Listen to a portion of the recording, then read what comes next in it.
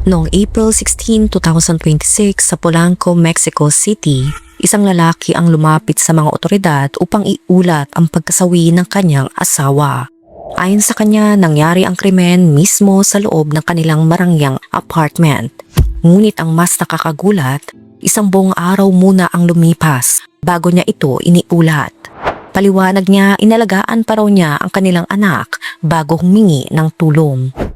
Sa una, tila may paliwanag, ngunit habang lumalalim ang investigasyon, unti-unting nabubunyag ang mga detalye na mas mahirap ipaliwanag. At sa likod ng katahimikan ng apartment na iyon, may isang katotohanang pilit na nagtatago. Sino nga ba talaga ang may kagagawan at bakit tila may mga bagay na ayaw sabihin?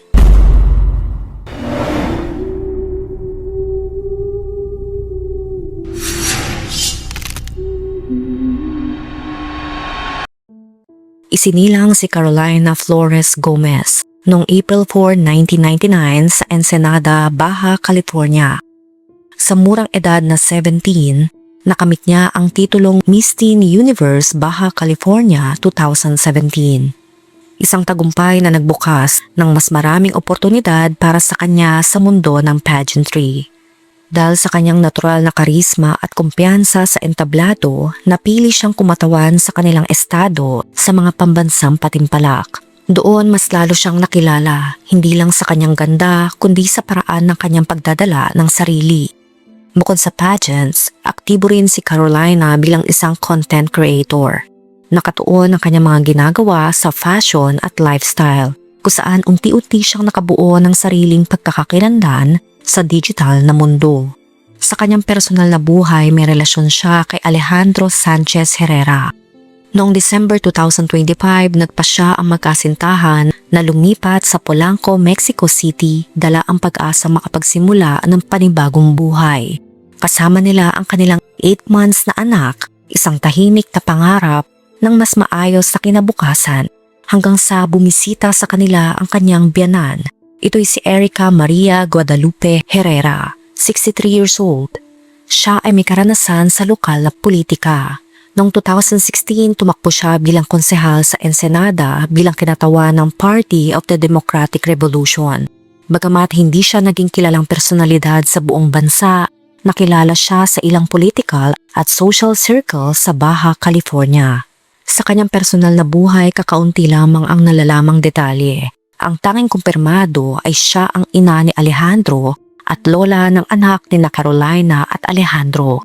Sa unang tingin, isa lamang siyang karaniwang personalidad sa mundo ng politika. Tahimik, hindi masyadong lantad at tila walang anumang kontrobersya. Ngunit habang unti-unting nabubunyag ang mga pangyayari, dahan-dahang lilitaw ang mas madilim na bahagi ng kanyang kwento.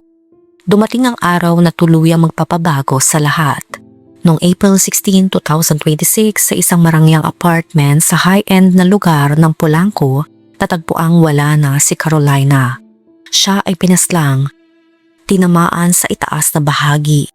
Ayon sa ulat, kinabukasan lamang inireport ng kanyang asawa na si Alejandro ang insidente, na nangangahulugang pinaniniwala ang naganap ang krimen noong April 15. Ipinaliwanag niya ang pagkaantala sa pagsasabi sa mga otoridad sa kadahilan ng inaalagaan niya ang kanilang anak. Gayunpaman, iginiit ng mga investigador na kapwa naroroon sa apartment ang asawa ng biktima at ang kanyang biyanan sa oras ng sinasabing pagpaslang. Sa kabila nito, hanggang sa mga sandaling iyon, wala pang inaaresto o sinasampahan ng kaso kaugnay sa pagkasawi ni Carolina.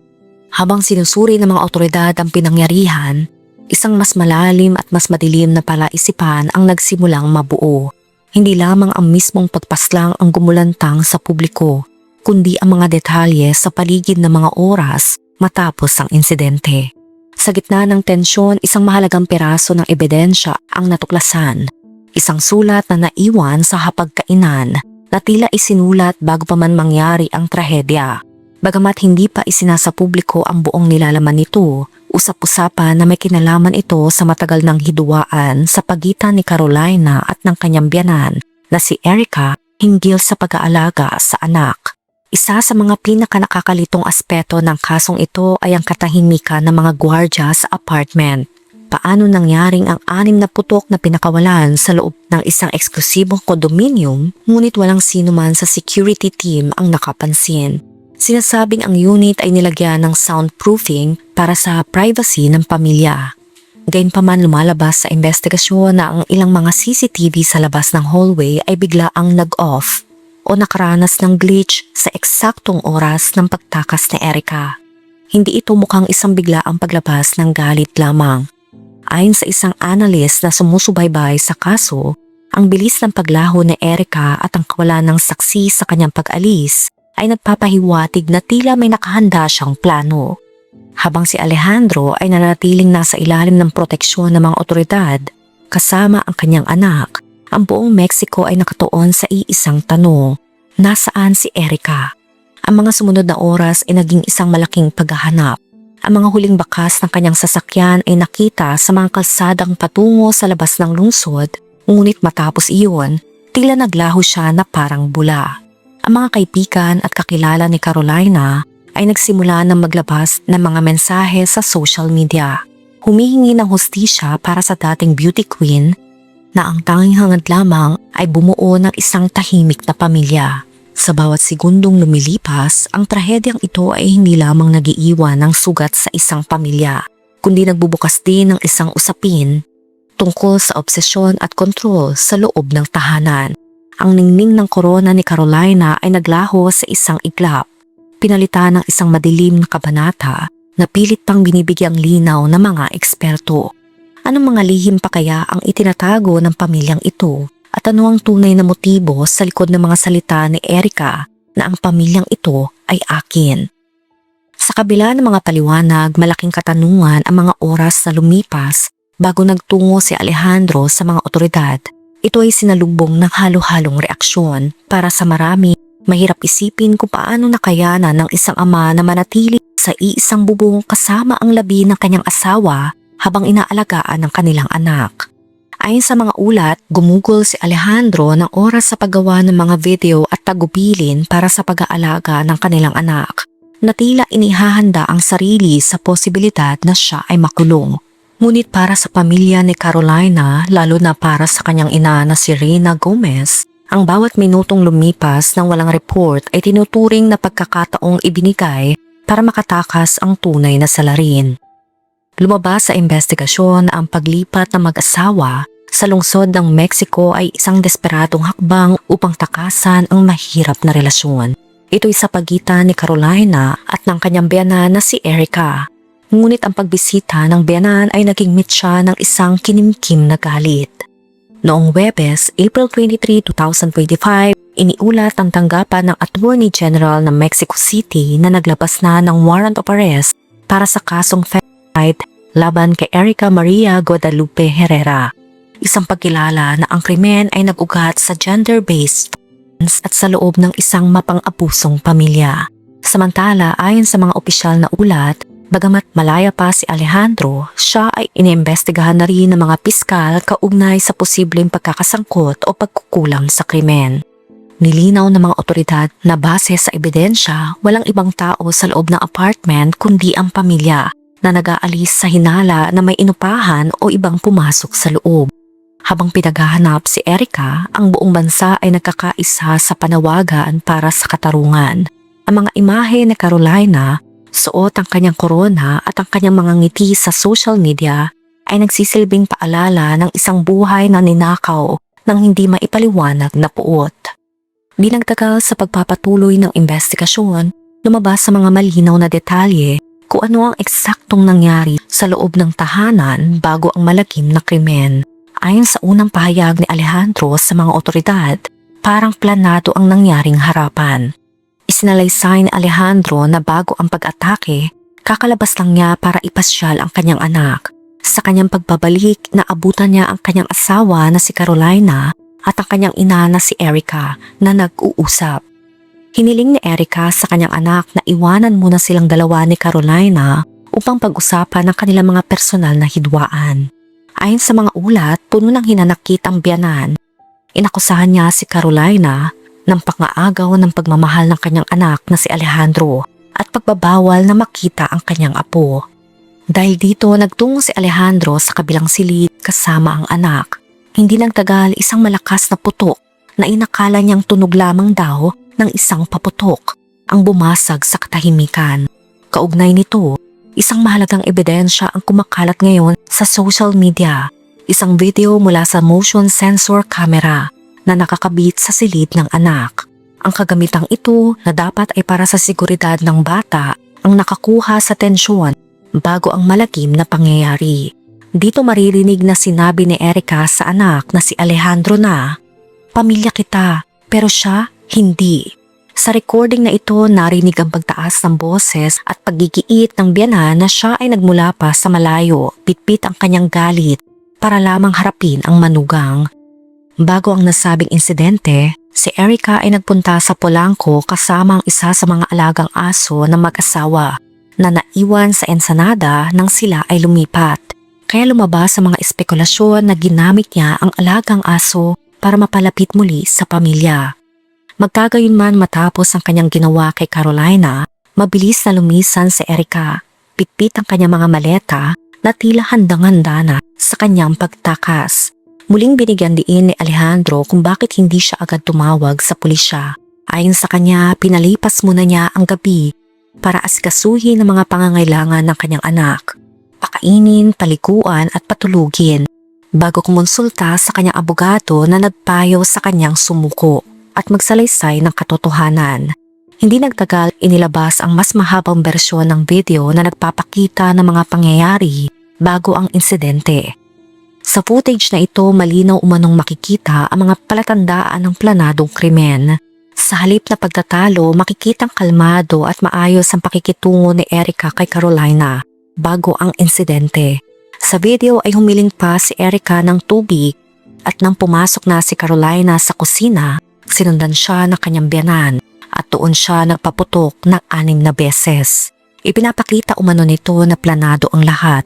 Dala na ang armas bago pa man ang insidente. Walang kamalay-malay ang biktima at hindi nito inaasahan ang pag-atake. Samantala sa social media patuloy ang pagdagsa ng mga akusasyon laban sa pamilya Sanchez Herrera. Laganap din ang pagkalat ng larawan ni Erica na ginagamit ng mga otoridad sa kanilang paghahanap sa kanya. Ngunit lumipas sa mga araw at sa gitna ng matinding tensyon at paghihintay, isang malaking balita ang tuluyang kumulantang sa publiko. Kinumpirma ng mga otoridad na naaresto na si Erica sa Venezuela matapos ang ilang linggong pagtatago mula sa batas.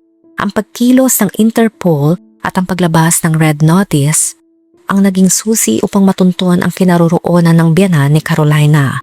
Matatandaang nagkaroon ng halos 24 hours na abante si Erica upang lisanin ang Mexico, habang ang kanyang anak na si Alejandro ay nagpapasya pa lamang kung paano sasabihin ang nangyaring trahedya sa mga otoridad. Dahil sa pagkakahuli sa kanya sa malayo at ibang bansa, muling nabuksan ang mga tanong tungkol sa kung paano nagawang makalabas ng bansa ng sospek sa kabila ng higpit ng seguridad. Ayon sa ilang ulat, ang pagbibitbit ni Erica ng kanyang mga maleta agad matapos ang insidente ay nagpapahiwatig na mayroon na siyang nakahandang ruta para sa kanyang pagtakas. Sa kasalukuyan, ang gobyerno ng Mexico ay nakikipag-ugnayan na sa Venezuela upang simulan ang proseso ng pagbabalik sa kanya sa bansa nila. Doon ay kakaharapin niya ang mabigat na parusa na FED. Para sa pamilya ni Carolina sa Ensenada, ang balitang ito ay isa sa malaking hakbang patungo sa katarungang matagal na nilang isinisigaw. Ang pagkakaaresto kay Erica ay nagbibigay daan upang masagot ang mga huling piraso ng puzzle bakit kailangang humantong sa ganito ang kanilang alitan. Samantala, noong April 25, 2026 sa Ensenada, unti-unting napalitan ng matinding panawagan ang katahimikan ng pagluluksa. Ilang araw matapos ang trahedya na nangyari kay Carolina, daan-daang tao ang nagtipon sa kanyang bayan, hindi lamang upang magluksa, kundi upang humingi ng kasagutan. Sinagawa ang isang pampublikong pag-alala at marcha, kasama ang kanyang pamilya, mga kaibigan at mga residente. Bitbit nila ang mga larawan ni Carolina, puting lobo at mga mensaheng isinulat kamay na humihiling ng hustisya. Isa sa mga nagsalita sa harap ng karamihan ay ang ina ni Carolina na si Reyna Gomez. Sa kanyang mga salita, ramdam ang bigat ng pagkawala. Anya, wasak ang puso ko, hindi ko maintindihan ang lahat ng nangyari. Wala akong sapat na salita para ilarawan ang sakit na nararamdaman ko. Habang nagpapatuloy ang pagtitipot, may ilan ding nag-uugnay ng insidenteng ito sa mas malawak na usapin, ang patuloy na karahasan laban sa kababaihan. Para sa kanila, ang marcha ay hindi lamang para kay Carolina, kundi para rin sa iba pang kaso na nananatiling walang linaw. Tunay ngang minsan, ang pinakamatinding pagtataksil ay nagmumula pa sa mga taong inaasahan mong magiging sandigan mo, mga taong dapat sana'y katuwang mo sa pagbuo at pagprotekta sa sarili mong pamilya. Ang pagkampi ni Alejandro sa kanyang ina ay isang bagay na mahirap unawain at para sa marami, tila salungat sa kung ano ang nararapat, ang ipaglaban ng katotohanan at ang hustisya. Sa bawat kandila na nakasindi at bawat hakbang sa lansangan, mas lalong lumalalim ang tanong, kailan mabibigyan ng hustisya ang kwento ni Carolina? Ikaw, anong masasabi mo sa kwento natin ngayon? Let me know sa comment section. Kung nakaabot ka sa video na ito ay maraming salamat. Huwag kalimutan mag-like, share, subscribe, and turn on the notification. Ingat ka palagi! Ciao!